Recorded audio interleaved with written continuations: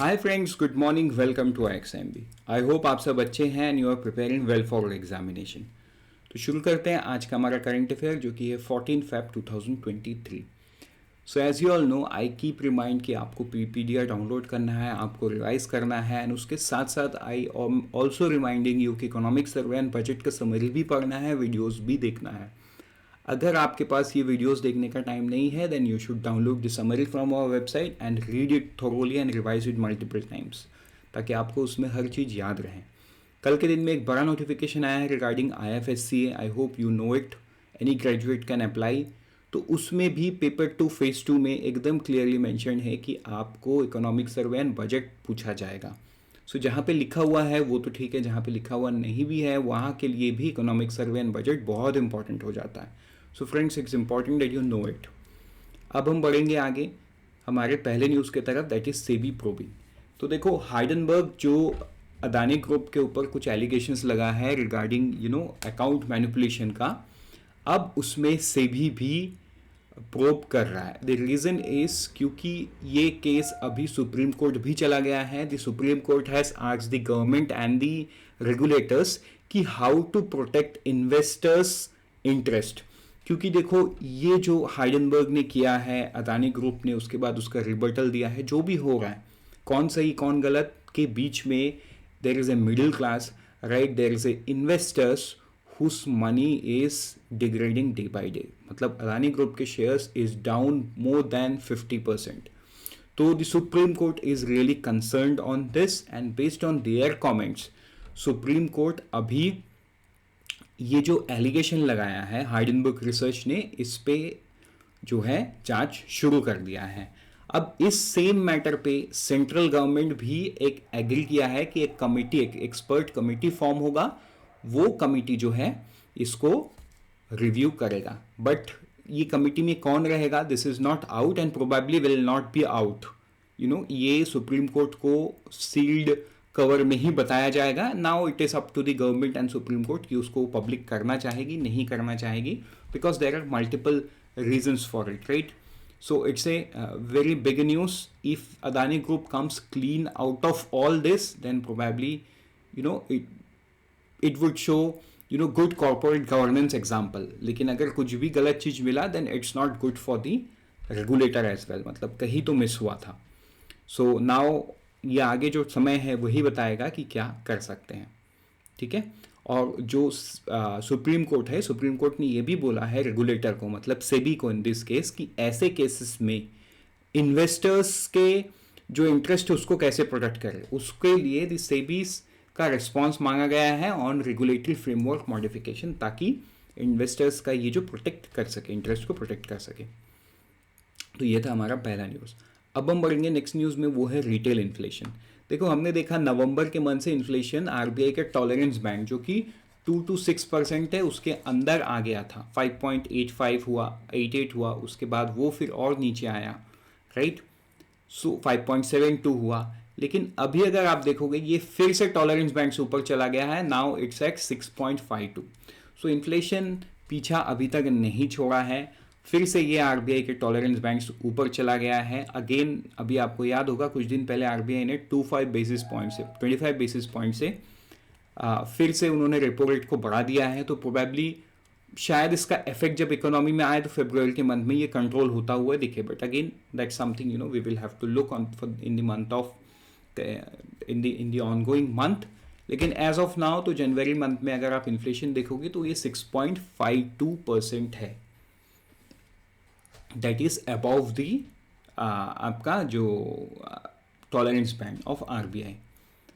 तो अगर आप ये जानना चाहते हो कि ये जो इन्फ्लेशन है ये है सीपीआई, कंज्यूमर प्राइस इंडेक्स, जो कि रिटेल इन्फ्लेशन को बताता है। और ये डेटा कौन देता है, एनएसओ देता है, which is under MOSPI, ministry of statistics and programme implementation. उसके अंडर में एक ऑफिस है, नेशनल स्टैटिक्स ऑफिस, उसके अंडर में। चलो, next is Rolls Royce, right. तो Rolls Royce is a company, is a British company. आप सब जानते हैं कि वो कार बनाती है, right, but it also makes aircraft engine. Aircraft के भी इंजन बनाते हैं वो, एंड फाइटर जेट्स के भी इंजन बनाते हैं। सो रोल्स रॉयस ने ऑफर किया है इंडिया को that they are going to manufacture the fighter engine for the Indian Air Force next generation, मतलब 5th generation fighter aircraft which would come somewhere around in 10 decade, मतलब अगले 10 साल के अंदर कभी भी आएगा। तो रोल्स रॉयस इसको जॉइंटली ग्रीनफील्ड प्रोजेक्ट, मतलब एक ग्रीनफील्ड डिज़ाइन, रोल्स रॉयस कोई एग्जिस्टिंग डिज़ाइन को लेके नहीं आएगा, वो अपने इंडियन पार्टनर के साथ they want to manufacture the greenfield design, मतलब एकदम स्क्रैच से शुरू करके वो एक नया इंजन बनाना चाहते हैं। This is what they have said. अब ये क्यों उन्होंने बोला, क्योंकि आपको याद होगा कल के हमने न्यूज़ में देखा था एरो इंडिया चल रहा है, एरो एक्सपो चल रहा है बेंगलुरु में, राइट? तो ये वहाँ पे बोला गया है। So this is again a very good news because Rolls-Royce is a very old player in the aircraft manufacturing, aircraft engine manufacturing business. आपको एक फैक्ट के तौर पे बता दूं, जो इंडिया का पहला एयरक्राफ्ट जिसको JRD टाटा ने फ्लाई किया था from Lahore to new Delhi, right, उस फ्लाइट में भी जो इंजन लगा हुआ था वो रोल्स रॉयस का था। सो दैट इज अ फैक्ट। तो ये रोल्स रॉयस जो है ये एडवांस मीडियम कॉम्बैट एयरक्राफ्ट के लिए इंजन को डिज़ाइन एंड डेवलप करना चाहती है इन दी इंडिया, राइट। अभी इसके पीछे का एक रीज़न ये देखा जा रहा है, जो फ्रेंच इंजन मैन्युफैक्चरर है साफरान, इनके साथ इंडिया बात कर रही थी, मतलब DRDO बात कर रही थी, but French engine maker Safran is no longer interested, मतलब उनको नहीं काम करना है DRDO के साथ, राइट। सो टू को क्रिएट कावेरी इंजन बनाया जाने का बात चल रहा था, बट वो अभी तो पीछे ही चला गया, वो नहीं होगा। So Rolls Royce want to takes that opportunity ahead, right. So अभी तो ये आगे ही पता चलेगा एक्सपो के बाद कि क्या हो रहा है, बट यस, ये रोल्स रॉयस जो है ये OEM है, this is original equipment manufacturer, ठीक है। अब हम बढ़ेंगे आगे नेक्स्ट न्यूज़ पे, दैट इज APEDA। तो देखो APEDA है जो है ये अपना 37 ईयर ऑफ जर्नी शुरू किया है।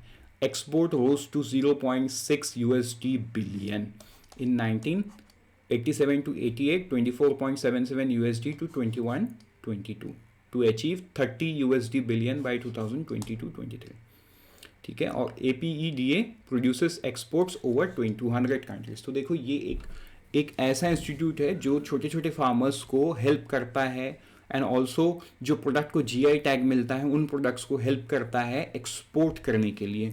सो दे डू मल्टीपल थिंग्स, वो एक तो एक्सपोर्ट में हेल्प करती है, वो सेमिनार ऑर्गेनाइज कराती है, वो बायर सेलर मीट करवाती है, they do multiple things, right. And APEDA is one of the reason that India's जो एग्रीकल्चर एक्सपोर्ट है वो बढ़ता ही जा रहा है। 87-88 में आप सोचो 24.77 बिलियन का मार्केट था, अभी ये जो है 2022-23 में कुछ 30 बिलियन के आसपास का हो जाएगा, राइट। तो मतलब एक्सपोनेंशियली तो नहीं बढ़ा है, लेकिन बड़ा बहुत है। अब इसको और बड़ा बनाना है, so that is how they are working, ठीक है। 200 कंट्री से ज़्यादा में भी ये अपना काम कर चुके हैं। अब हम बढ़ेंगे आगे, नेक्स्ट न्यूज़ देखेंगे नमामि गंगे मिशन 2। देखो ये आपको याद करना होगा, जो नमामि गंगे मिशन 2 है ये budgetary outlay 22,500 crore till 2026, right. तो ये जो 2014 में लॉन्च हुआ था, अब इसको 2026 तक एक्सटेंड किया गया और इसमें बजटरी सपोर्ट दिया गया है 22,500 करोड़, जो आपको याद रखना होगा, राइट। तो अब हम बढ़ेंगे आगे नेक्स्ट न्यूज़ की तरफ, that is Cyprus news president. देखो साइप्रस के एक नए मतलब एक इलेक्शन का रिजल्ट आया है, ठीक है। The new president for the Cyprus is Mister Nikola, ठीक है, ओके, क्रिस्टोडियस, ठीक है, ये इनका नाम है, आप देख लीजिए। ये आपको ध्यान देना है कि ये साइप्रस के नए प्रेसिडेंट हैं। With this, we are done for the day. Let's meet tomorrow morning once again. Till then, unfold your potential and all the best for all the exams that you are preparing. And always remember, IXMB helps you prepare 50% faster.